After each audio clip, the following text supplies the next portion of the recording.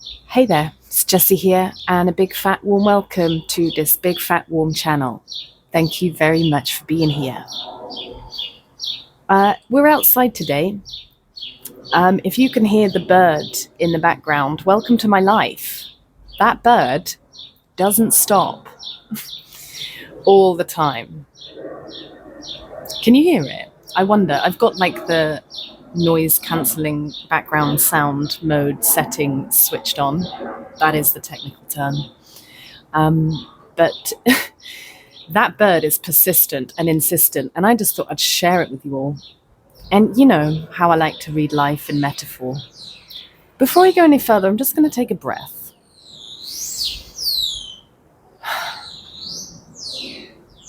So you like to know how I jumble words in sentences, order so they are not correct. I like to read life in metaphor. My heart is throbbing, guys, and I'm a little bit emotionally disrupted within. So that is why nonsense, nothing.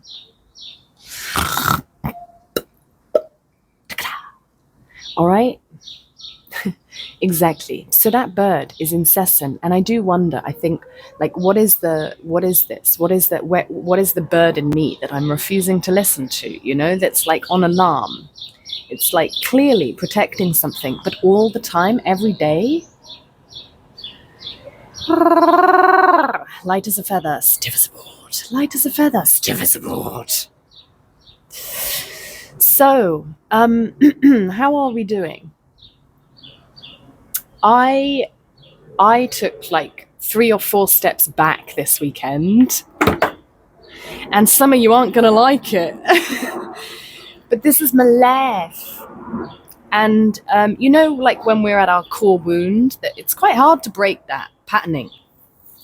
And you know, if you're watching this and you're like, oh bloody hell, here she goes again talking about what happened to her and how it's influencing her life today, don't watch the video, because it's exactly what I'm doing. All right? And I could be missing something.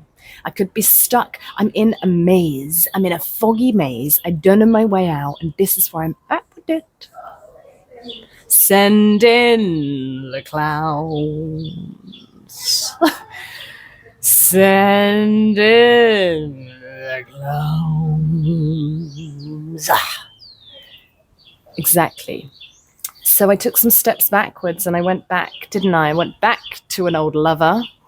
I think I'm in love with him, but I'm starting to realize it could be obsession. Okay, so I'm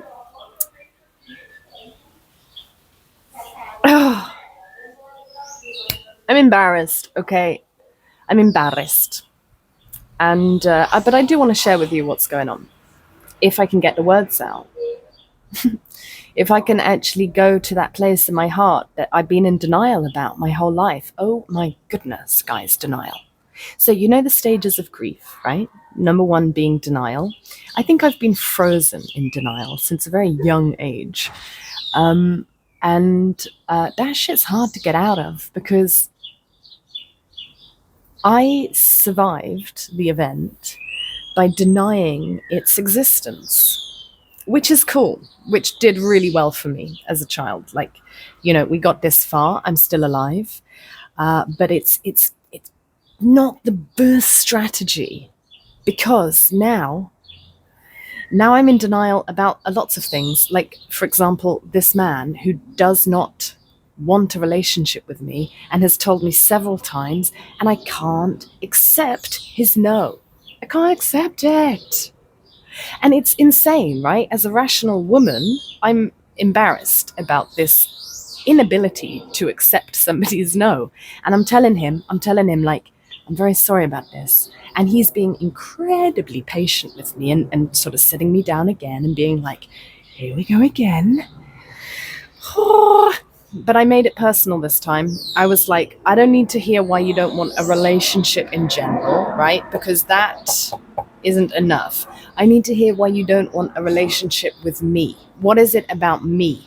You know, because you were in love. You were up for this, and then you weren't. So what happened? What is it?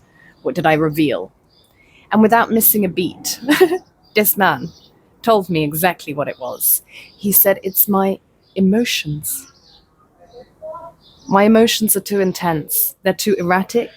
They're too unpredictable. And they make him feel unsafe and scared. And I know, listen, he's not saying my emotions are wrong in any way. He's not making me wrong for having emotions. He's saying my emotions make him scared, right? Which is his own stuff. He's afraid of emotions. He hasn't, that's his own thing. There's no judgment there. This isn't about him. Because you see, he rejected me for the same reason that my inner child internalized the experience in the relationship with my father. So my father loves me. Okay. Now, because of his own stuff and his own life experiences and the time he was born, he wasn't great at holding space for negative emotion, right? So positive, yeah. Negative, So at some point, I felt rejected by my father when I expressed a certain side of me, my emotional side. All right. So I learned to repress it. And the belief that I formed at some point was this part of me is unlovable. Nah. So I've been on a bit of a journey the last 10 years, walking my way back home and embracing my emotions, expressing my emotions, loving my emotions.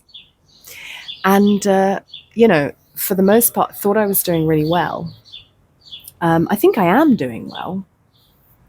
But it's funny, isn't it, when you ask the man that you love or the person that you love why they don't want you. And the reason is precisely the reason I felt rejected by my father, and I've rejected myself my whole life. So even though I think I'm doing pretty good, we've still hit a roadblock, huh? Now, when I heard this, it became very evident. I was like, aha, okay, this was the catalyst. This isn't my man. He was just catalyzing deeper healing about the core wound, okay? I can see that. I can see that at some point I denied the truth that this part of me wasn't accepted, because it's almost like, guys, in this weekend, and I really let myself go into what I was feeling. And it's like I touch on this point. It's like the event where because, as a baby, we come in feeling totally worthy. Unworthiness is learned. And it's like I'm now touching the point, the event, when it sort of became apparent, at least how the child internalized the event, was that, oh my God, part of me is unlovable here. And rather than actually feel that, which I'm sure if I could just feel it and move on, life would be a bit easier. But no. I wasn't. Too much for me, too much for little me. I refuse to accept that I'm unlovable. So I'm in denial about it, but I'm frozen in denial. I'm frozen. Send in the clowns. Alas. Anyway, we just got to get on with our lives, don't we? That's what I think we need to do. So I'm going to move on. I know that I'm worthy. I know that I am lovable for all of me. I know that there's some men that probably really dig my emotionality. Maybe. I think so. I hope so. I mean, I know that I do. I think it's cool. I think everyone should embrace emotions more. And maybe if I'm just going to be somebody who expresses them and then triggers people who repress their own, maybe that's just the cards I've been dealt. Maybe if I just keep being true to myself, I will attract the right kind of people that love all of me. It's a self-worth thing, isn't it? But when it's so deep and unconscious, like, there's so much you can do. I got to go back to that point, and I got to go there, and I got to hold my child and be like, hey, this hurts, but it's not true. It's just people's incapacity. I'm talking to a lot of people about this, and I'm saying, like, yes, I've been outwardly rejected for something inherent in my being, something that in this lifetime I am being asked to give unconditional love for myself Ain't nobody else's business to be meeting our emotional needs, really. Not when we're adults. And sure, they can help us, for sure. But at the end of the day, it's our job, isn't it? So I can do that. I can do that for her. But again, like I said, moving on. Moving on up. Anyway, on other news, some of you guys, first of all, thank you very much for the donations that I've been receiving. I am so grateful, and I'm so happy that you are benefiting from these videos and you feel like the exchange, like contributing, returning the favor like that. Very grateful. Thank you. Then there's some of you that have been booking sessions. Thank you for trusting. And maybe I should put up like a testimonial thing somewhere. But really, I don't know, like I don't want to convince anyone that this is what they need to do. If you like these videos and you get something from it, and there's a summon in me that you think I could help you with, email me and we'll book a session. All right. It's donation based. So you could pay nothing if you don't think it's worth anything. It's totally whatever you think. It's a fascinating opportunity for me. And basically, I'll just act as a mirror. I'll just tell you what I see, if that's what you want. So it's very exciting. And I feel something developing here. And it could be what all of this is all about. You can go your own way. You can go your own way. So yeah, we're gonna get on. I'm going to focus on making some money for myself, making some friends. Another reason, right? Oh God, guys, you won't believe it. You won't believe it because you get to meet YouTube Jess, and YouTube Jess is a little bit different to Jess. In face-to-face. It depends. Not always. It depends who you are. If your energy signature is honest enough, I can trust you. And that's no judgment. It's just I feel very safe around people who can be very honest with themselves and honest with others. Only because I've been hurt by betrayal, right? So there's a summon in me when I meet somebody that's like, yeah, they're honest with themselves and therefore will be honest with me, and therefore it's a safe connection because I'm less likely to get hurt. So that's the thing that happens. Anyway, I don't know why I said that. Not everyone has it, so it's kind of hard for me to trust people. But I'm gonna like. Oh, that was it. Social. Yeah, you see YouTube, Jess. So when I went to this man's house, we had dinner with like a few of his friends, and I've met them before, and it was really nice to see them again. Except I share like 30% of who I am, and it's not a very fun experience. Self-imprisonment. When you're at a social event and everyone's jamming and I have all of this music inside of me, right? All of these words that want to come out and just be expressed and be seen and witnessed. And there I am like, nothing comes out. So there I'm sat with myself with a part of me like, I want to sing. And then there's another part, my inside oppressor that's like, and it overpowered me in this moment, in this evening. And I'm just there like, silently in my head, send in the clowns. And it's so hard. But okay, what can I do? I can do what I'm doing, which is working on myself, getting to that root, healing the initial wound, getting self-worth on a subconscious level, because I can't just tell myself that I got it. It's not enough. It's affecting my day-to-day. So yeah, I think I'm telling you all this because another reason this man rejected me is I'm not sociable enough.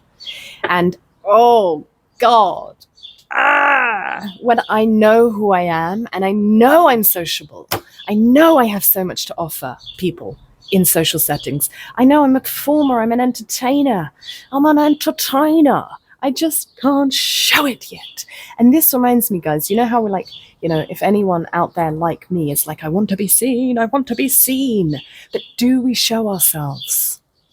Because how is he to know that I'm social and I have all of this in me, all of this to share in a social setting, if I don't show it? How is anybody to know? Unless they're perceptive as fuck. And I like them people. Because you just share it with an eye contact, In fact, there was even someone there that evening, just in an eye contact. It's like, I see you. I see that you're not showing yourself, but I still see you. And that's like heartwarming, isn't it?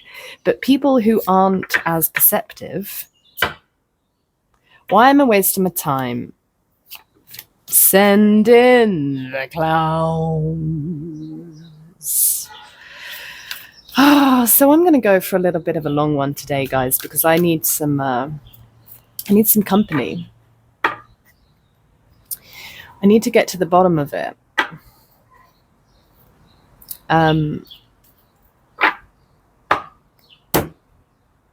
Ow.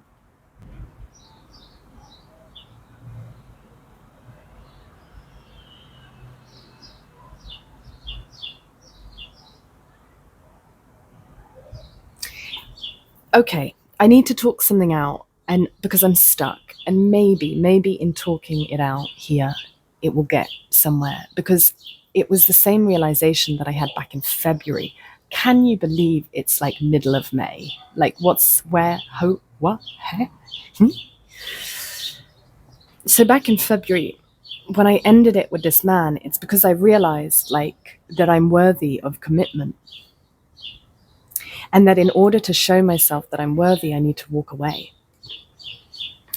And there was something about I was in this thing of heartbreak and loss, and I was in denial about the loss, because then it somehow means I'm unworthy. Right, hold up. I'm in a paradox. I'm stuck in somewhere, okay? So I'm in denial. A part of me is in denial that this man doesn't want me, okay? Despite all of the evidence. This part refuses to admit, because she doesn't want the fact that the crushing. It's not a fact, though. It's like an interpretation of the event that means I'm unlovable. If somebody cannot engage with me when I'm in this state and I love them, it means I'm unlovable. So I kind of denied that in order to maintain my sanity. But it's not true, is it? Because actually my core belief is I am unlovable with these things. So the belief did form. So what am I in denial about? I'm telling myself that I'm in denial about accepting that reality just to not feel the pain of perceived rejection. But my belief is I am unlovable, which is why I attracted this situation again. So what is it exactly? Do you see what I mean? I'm like, oh no, I'm in denial, so I don't have to feel the pain of that. But the pain of that is already influencing my life. So what? I need to feel the pain of it. I need to go there to that event and re-assimilate, reframe, hold, feel, and get on with my life. Send in the clowns.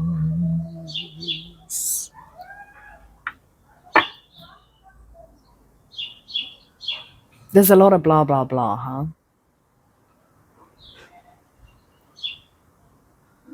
I can go to my heart and I just got to look after myself. It is a wonderful opportunity, heartbreak, to get back to that core wound from them primary relationships. If you're into that, some people who don't have as much sensitivity are able to just get on with their lives.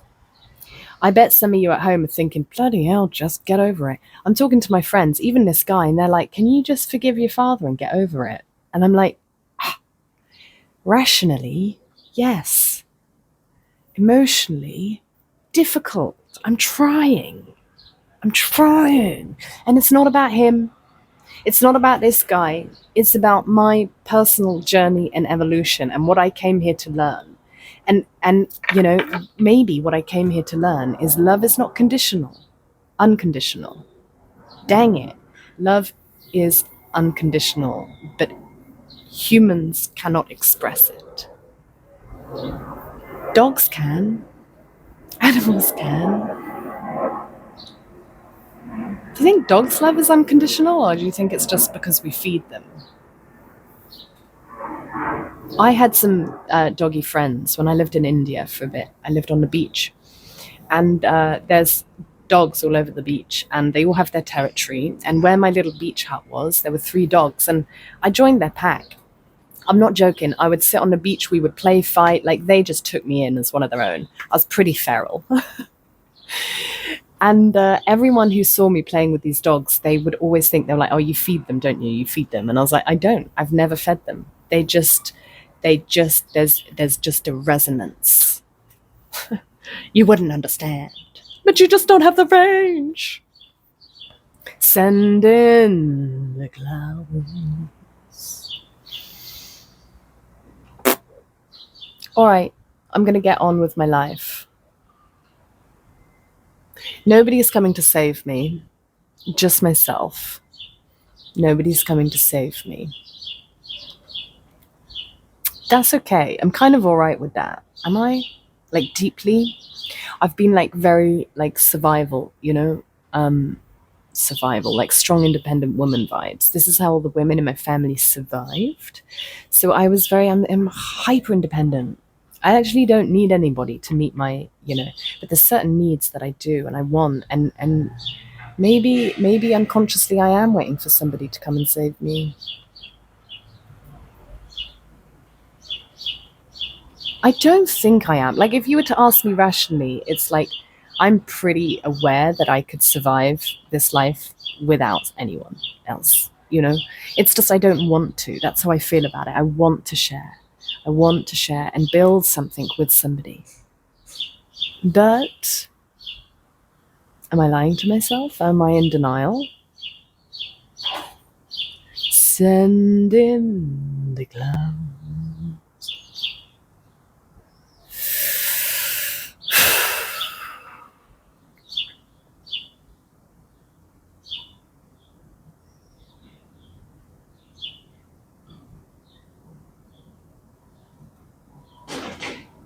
Okay, I think we will finish because I bought them some tarot cards. Hi. We're just going to pull one card. There it is. It's the 3 of Wands. Now, I'm not a big, I dabble in tarot, but I don't really know what this means. I'm just going to look at it and tell you what I think. And I remember doing this once, and I was with some friends, and they were like, I gave my interpretation of the card, just pure what I see, what I feel, speaking from the heart. And they were so uninterested, and they were like, okay, now let's read the book and see what it really means. And I just thought that's such a misunderstanding of tarot. Let's look at the book and see what it really means. The book is just somebody else's interpretation, and for sure there's energies behind it, and there's patterns, and there's a lot more to it than I know. But to disregard somebody's own like personal interpretation of something is kind of missing the point. I'm just saying. So 3 of Wands, they're definitely facing the other way. That's my first rejection. I would like to make clear, because I keep saying rejection. I'm like, this man's rejecting me and my father rejected me. And then I get my friends being like, Jessie, they didn't reject you. You're just interpreting it that way. This man didn't reject you. He's just incapable of loving that part of you. Your dad didn't reject you. He was just incapable of loving that part of you. Like, he loved you. And there were times when he wasn't able to demonstrate that love. And I'm saying, I'm talking about how I feel. I'm talking about the energy, what it feels like. Okay? There's a difference there. And if I interpreted it as a rejection, also somebody saying, I don't want to be with you because of your emotions is rejection, like, in it. So this guy is facing the other way. And he's looking over the sea. And he's wondering, when are my ships going to come in? That is what I'm wondering. When are my ships going to come in?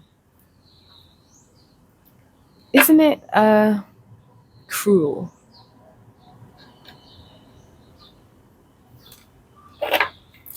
What I think about unrequited love is probably just like your parents got divorced at a crucial age. Oh, and look, I can hear people being like, Jessie, get over it. Get over it. Stop using the past to excuse your dissatisfaction in the present. Just move on.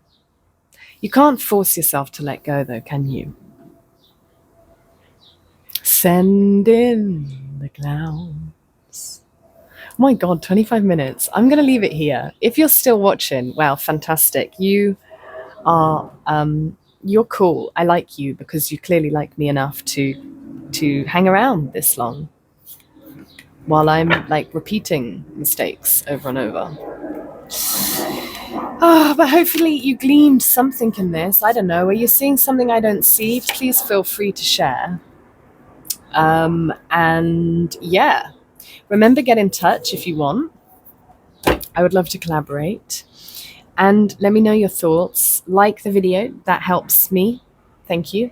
And hit subscribe if